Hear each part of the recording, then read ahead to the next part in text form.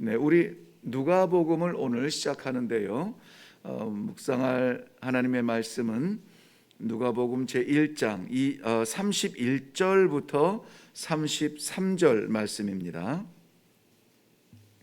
누가복음 제1장 31절부터 33절 말씀 우리 같이 읽도록 합니다. 시작. 보라, 내가 잉태하여 아들을 낳으리니 그 이름을 예수라 하라. 그가 큰 자가 되고 지극히 높으신 이의 아들이라 일컬어질 것이요, 주 하나님께서 그 조상 다윗의 왕위를 그에게 주시리니 영원히 야곱의 집을 왕으로 다스리실 것이며 그 나라가 무궁하리라. 아멘. 네, 우리 먼저 기도하겠습니다. 왕 되신 예수 그리스도를 우리들에게 허락하시고 오늘 이 아침에 왕 되신 예수 그리스도의 말씀을 받아 오늘도 왕과 함께 살아가는 복된 삶을 허락하신 하나님 감사합니다. 성도로서 우리 하나님께서 택하신 주의 백성들입니다. 이 땅 위에 살지만 속하지 아니하며 하나님의 나라를 바라보며 오늘도 그 길을 걸어가는 주의 귀한 성도들의 삶이 되도록 은혜를 베풀어 주시옵소서. 오늘도 우리를 힘있게 일으키실 하나님의 말씀을 받습니다. 말씀 가운데 역사하여 주시며 오늘 살아가는 저희들 삶 구석구석마다 아버지의 놀라운 은혜가 임하는 귀한 하루가 되도록 축복하여 주시옵소서. 부족한 종을 덮으시며 아버지의 영광이 나타나는 시간이 되도록 인도하여 주시옵소서. 감사드리며 예수님의 이름으로 기도하옵나이다. 아멘. 아멘.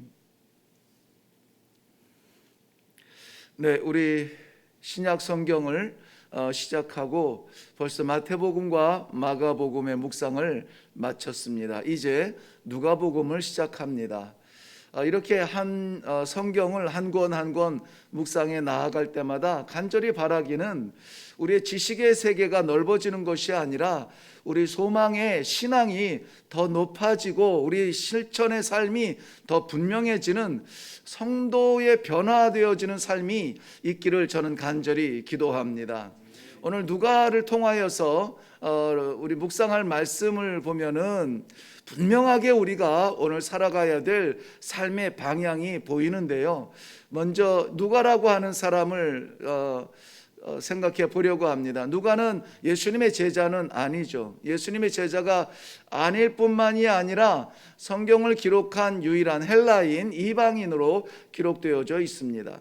누가라고 하는 이 사람이 두 권의 책을 성경을 기록하는데요. 먼저는 오늘 기록한 누가복음이고 그 다음에 기록한 것이 사도행전입니다.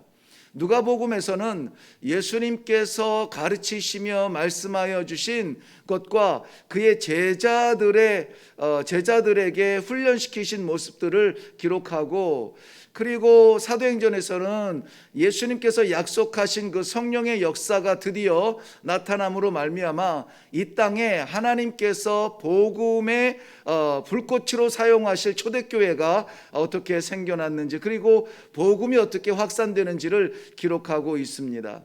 그러므로 초대교회에 있어서 굉장히 중요한 역할을 합니다. 자신이 헬라인이었고 자신이 이 예수 그리스도를 믿고 변화된 삶을 산 사람입니다. 그러므로 이 누가복음과 사도행전을 편지처럼 기록하면서 그 수신자를 데오빌로라고 하는 사람을 기록합니다. 1장 1절 사도행전 1장 역시 마찬가지로 등장하는 사람이 데오빌로 가카라는 사람인데요. 그는 이 시대를 살아가는 데오빌로처럼 예수님을 알고 듣고 믿기를 원하지만 그러나 불분명한 복음의 세계 속에서 어떤 것이 정확한 것인지를 헷갈려 하는데 누가가 그것을 도와주고 싶어 해요. 그리고 예수는 누구신지, 그리고 그가 꾸는 꿈은 무엇인지, 성령은 누구신지, 그 성령의 역사가 나타나는 교회는 어떻게 변하는지, 이것을 바르게 말씀하여 주는 그러한 하나님의 마음을 전달하고 있습니다. 누가라고 우리가 한글로 번역하고 있지만은 원래 이름은 루카스라는 이름이죠. 루카스. 이것은 우리가 이 빛의 강도를 표현할 때 룩스라고 하는 영어 표현을 하는데요. 그 말의 원래 그 의미가 됩니다. 루카스는 빛을 비추다라는 이름의 뜻이에요. 그러므로 혼란스러운 이 믿음과 또 신학과 신앙과 예수가 누구인지에 대하여서 또 그의 삶과 그의 가르침에 대해서 듣기는 들었는데 정말 그것이 무슨 뜻인지 혼란스러움 속에 있는 사람들에게 복음의 빛을 비추는 그러한 말씀, 그러니까 누가복음과 이 사도행전은 굉장히 이 성도들에게 중요한 말씀입니다. 물론 모든 성경 말씀이 다 귀하지만 오랜 세월을 신앙생활 하면서도 삶의 신앙의 변화가 일어나지 않거나 분명한 하나님의 나라에 대한 소망이 열리지 않거나 자신의 어떤 이 신앙의 성숙을 한번 시도해 보기를 원하는, 내가 이렇게 믿어서 될까? 정말 내 믿음이 바른 믿음일까? 이런 혼란 속에 있는 분들이라면은 누가복음과 사도행전을 분명히 깊이 한번 묵상해 볼 필요가 있습니다. 누가복음은 하나님께서 기록하게 하신 누가복음과 이 사도행전의 인물 외에 성경에서는 그렇게 많이 등장하지는 않아요. 사도 바울을 통해서 약 3번 정도 나오는데요. 이 수리아 안디옥 사람으로 아마 사도 바울의 복음 전파에 영향을 받아 개종을 한 사람이 아닌가 그렇게 봅니다. 그리고 평생 남은 사도 바울의 마지막 순간까지 그와 동행하며 큰 힘이 되는 것을 볼 수가 있습니다. 먼저 골로새서 4장 14절은 누가가 의사였다, 의원 누가라고 소개를 해주고 있습니다. 그리고 빌레몬서 1장 24절에는 누가를 나의 동역자라고 소개를 합니다. 그러니까 의사는 세상에서의 그의 직업이고 신앙 안에서 그는 나의 동역자다라는 것입니다. 우리 다양한 직업을 가지고 다양한 삶을 살아갑니다. 신앙 안에서 우리는 동일한 동역자로서 오늘 누가와 사도 바울의 관계를 볼 수가 있습니다. 근데 정말 감격스럽고 꼭 기억해야만 하는 누가에 대한 소개를 사도 바울은 그의 마지막 책 디모데후서 4장에서 설명해 주고 있는데요. 디모데후서 4장에서 설명하는 누가는 이렇게 소개되고 있습니다. 내 곁에 있는, 나와 함께 있는 누가. 그래서 나와 함께 복음의 현장에서 같이 있던 복음의 동지들이 다 떠났고 세상을 향하여서 떠나갔고 누가만 나와 함께 있느니라. 누가만 나와 함께 있는 그 자리가 어디냐? 사도 바울이 로마의 감옥에 갇혀서 마지막 편지를 쓰고 있는 그 순간에도 돌아보건대 아무도 없어요. 그런데 누가만 나와 함께 있다는 것입니다. 누가가 바울 곁에 있었던 이유는 동역자 된 마음도 귀하지만은 이 바울은 우리가 알다시피 많은 육체적인 연약함을 가지고 있습니다. 뭐 안지를 가지고 있고 두통을 가지고 있고 뭐 움직이는 종합병원이라고 말할 만큼 하나님께 세 번이나 기도하면서 고쳐달라고 했지만 내 은혜가 내게 족하다라는 응답을 받을 뿐 여전히 마지막 순간까지 육체의 연약함으로 힘들게 살아가는, 그러나 복음의 길을 살아가는 사도 바울 옆에서 의사로서 측은지심에 동지로서의 그러한 동일한 마음에 바울의 곁을 지켜주었던 사람이 바로 누가가 아닌가. 그리하여서 이 누가는 이 시대에도 여전히 복음의 빛을 이방 땅뿐만이 아니라 혼란스러워하는 우리 성도들에게 함께 나눌 수 있는 그러한 사람으로서, 그리고 고독하게 씨름하고 살아가는 그러한 이 복음의 사역자들 곁에서 끝까지 힘이 되어줄 그러한 의미로서 굉장히 중요한, 인상 깊은, 우리 마음에 새길 만한 그러한 인물입니다. 자, 데오빌로라고 하는 개종자에게 이런저런 이단들로 인하여서 혼란스러운 그 믿음을 분명하게 복음의 빛으로 비춰주기 위하여 누가복음과 사도행전을 기록했다고 했습니다. 데오빌로는 이 시대에 그러한 그 신앙의 언저리에서 흔들리는 그러한 성도들에게 역시 동일한 마음으로 우리가 묵상을 하면 좋습니다. 그렇다면 하나님께서 복음의 빛인 누가를 통하여서 데오빌로라고 하는 혼란스러운 마음에 비추고 싶어하는 흔들리지 아니하는 진리는 무엇인가? 하나님의 아들 예수 그리스도에 관한 것입니다. 우리 신앙생활을 하면서 예수를 믿는 이유가 하나님께서 물론 우리를 택하셔서 우리는 성도로 부르심을 받고 하나님을 아버지라 고백하며 신앙생활을 합니다. 대부분의 성도들이 보면은 평안을 위하여서, 성공을 위하여서 어떤 목적을 가지고 신앙생활을 해요. 그런데 누가복음과 사도행전을 우리가 묵상하면 묵상할수록 신앙은 우리의 목적이 아니라 하나님의 선물이었다라는 그러한 사실을 우리는 발견하게 됩니다. 우리가 이 길을 흔들리지 않냐고 마지막 우리를 부르신 하나님 앞에 서기 위하여서는 우리는 무엇인가 분명한 신앙의 기준을 정해야 됩니다. 그 기준이 무엇이냐? 예수 그리스도예요. 예수 그리스도. 왜 그렇습니까? 예수 그리스도가 인간으로서 위대한 사람이 아니라 바로 하나님의 아들이었다라고 하는 사실입니다. 하나님의 아들, 그가 이 땅에 성육신으로 오시어서 구원을 이루신 우리의 구세주가 되셨다라는 것이죠. 그러므로 우리 모든 신앙의 성도의 기준은 무엇이냐?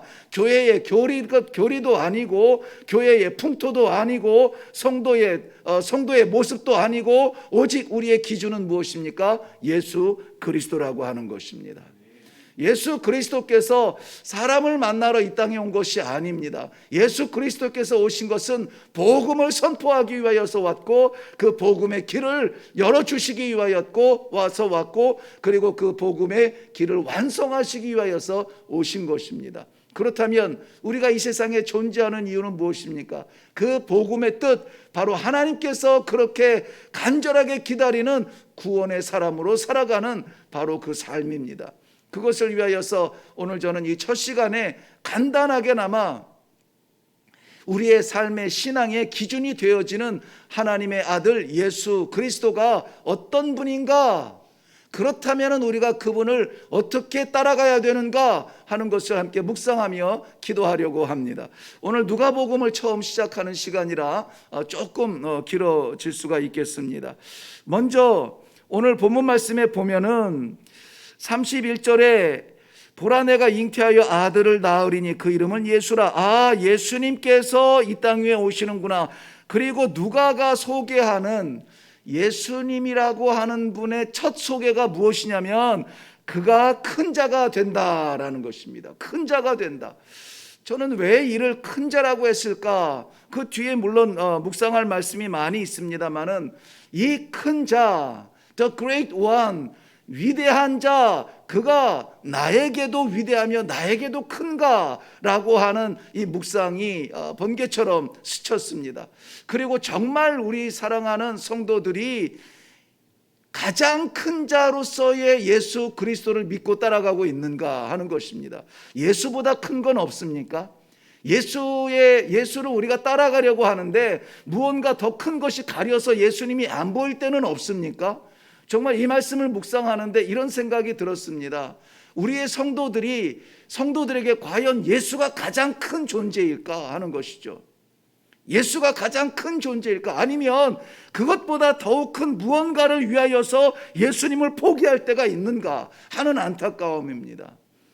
단호합니다. 분명합니다. 흔들리지 않습니다. 예수는 우리에게 가장 큰 자이십니다.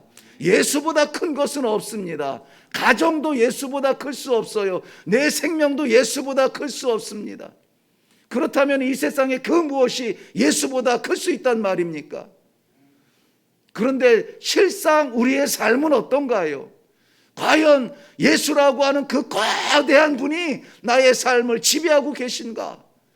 나의 생각을 지배하고 계신가? 여기를 보아도 예수, 저기를 보아도 예수, 우리의 시력을 장악하고 계신가? 우리의 삶을 인도하고 계신가? 이렇게 고백할 수 있는 성도가 과연 얼마나 될까?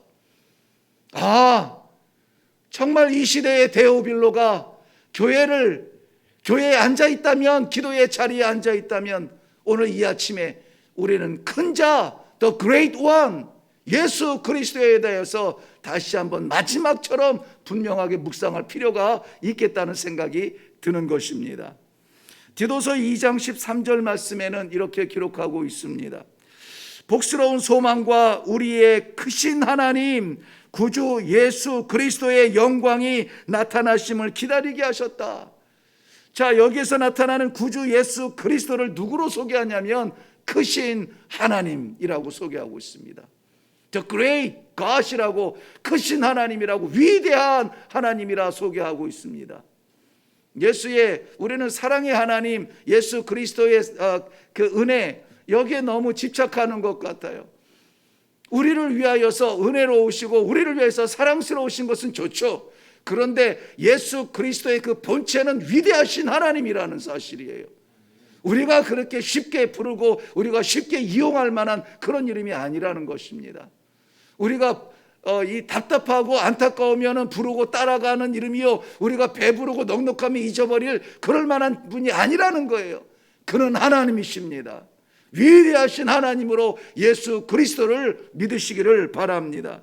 성부, 성자, 성령 이 삼위일체는 기독교에서 결코 흔들릴 수 없는 우리의 믿음이요 신앙입니다. 웨스트민스터 신앙 교리에서는 이 성부와 성자와 성령의 이 삼위일체 하나님에 대한 흔들리지 않냐는 믿음을 우리들에게 강조하고 있습니다. 예수, 그는 하나님, 가장 큰 하나님, 우리에게 흔들리지 아니하는 하나님이시라는 사실을 믿으시기를 바랍니다. 에베소서 2장 4절 말씀에는 그 하나님이, 긍휼에 풍성하신 하나님이 우리를 사랑하신 그 큰 사랑을 인하여 허물로 죽은 우리를 그리스도와 함께 살리셨다라고 말씀하고 있습니다. 그 위대하신 하나님이 우리에게 보여주신 것이 무엇이냐? 위대한 사랑입니다. The great love입니다. 이 세상에서 이보다 더 큰 사랑은 없습니다. 내가 아무리 우리의 자녀를 사랑하고 내가 아무리 우리의 식구를 사랑하고 내 사랑이 아무리 크다 한들 우리 하나님의 사랑에 비할 것이 없습니다. 바로 하나님의 사랑은 예수 그리스도로 이 땅 위에 보여졌습니다. 그리고 예수 그리스도의 사랑은 자신을 십자가에 올려서 우리를 구원하신 사랑입니다. 이보다 더 큰 사랑이 어디 있을까요? 예수님은 위대하신 사랑, 바로 그분이십니다. 히브리서 2장 3절 말씀에는 우리가 이같이 큰 구원을 등한히 여기면 그 보응을 피할 수 없다라고 말씀하셨습니다. 예수 그리스도의 이 큰 사랑의 구원을 피한다? 이 구원은 어떤 구원이냐? 큰 구원이라고 했습니다. 어렴풋한 구원도 아니고 이 절반쯤 구원하고 우리가 또 힘쓰고 그렇게 해서 이루는 구원이 아니라 완전한 구원이요 큰 구원이라 라고 말씀해 주고 있습니다. 누가? 예수 그리스도가. 예수 그리스도 하나님의 아들로 이 땅에 오신 그 예수님이야말로 오직 유일하고도 크신 구원이다. 절망 가운데서 구원하실 분, 아픔 가운데 구원하실 분, 괴로움 가운데 구원하실 분, 사망 가운데서 구원하실 분 오직 한 분밖에 없습니다. 바로 예수 그리스도 하나님의 아들이라는 사실이 우리의 믿음이 되시기를 바랍니다. 그래서 어른들의 귀에는 좀 거슬릴지 몰라도 저는 설교 때마다 서슴없이 이렇게 말합니다. 사람 따라다니지 말라고, 사람 보며 신앙생활 교회 오지 말라고, 교회 와서 우리가 바라보며 신앙생활하며 우리가 놓치지 말아야 될 한 분은 오직 하나님 예수 그리스도밖에 없다라고 말합니다. 제가 과한가요? 아닙니다. 이것은 유일한 메시지일 뿐만이 아니라 확실한 우리의 신앙이 되어야 될 것입니다. 시편 147편 5절에 보면은 우리 주는 위대하시며 능력이 많으시며 그의 지혜가 무궁하시도다. 그 능력이 위대하시다라고 말하고 있습니다. 이 큰 구원을 이루시기에 부족하신 분이 아니에요. 우리 하나님께서 나를 구원하시기로 작정하셨다면은 그 작정하신 것을 반드시 이루실 하나님이신데 그 구원의 능력이 어디에 있느냐? 이 예수 그리스도에게 있다는 것입니다. 우리 주님은 능력이 부족하신 분이 아닙니다. 우리를 구원하시기에 완전하고도 완전한 그 능력을 가지고 계시다고 성경은 분명하게 선포하고 있습니다. 사랑하는 성도 여러분, 어두움 가운데 혼란 가운데 거하지 마십시오. 이럴까 저럴까 이 우왕좌왕하지 마십시오. 한번 살아가는 이 삶 가운데 분명한 이 구원의 능력이신 예수 그리스도를 바라보는 그 소망, 그 신앙이 있기를 바랍니다. 이 빛은 우리들에게 이미 비추었다라고 말씀하는데요, 마태복음 4장 16절 말씀에는 흑암에 앉은 백성들이 큰 빛을 보았고 사망의 땅과 그들이 그늘에 앉은 자들에게 빛이 비추었도다 라고 말씀하고 있어요. 제가 좀 서두르는 것 같아서 따라오시기 어렵죠. 예, 이제 거의 마쳤습니다. 제가 예수 그리스도를 위대하다, 크신 자라고 설명하는 성경 구절만 몇 군데 찾아보니까 이렇게 나오는 거예요. 크신 하나님, 위대하신 예수 그리스도를 설명하자니 성경 구절 외에는 제가 덧붙일 것이 없습니다. 여기서 보면은 어둠이 얼마나 깊은 어둠이냐, 어둠이 얼마나 어둠의 그 강도가 어느 정도냐, 이게 중요하지 않아요. 우리들의 삶의 고난의 깊이가 저 골짜기 바닥이냐 한 중간쯤에 있느냐, 이게 중요하지 않아요.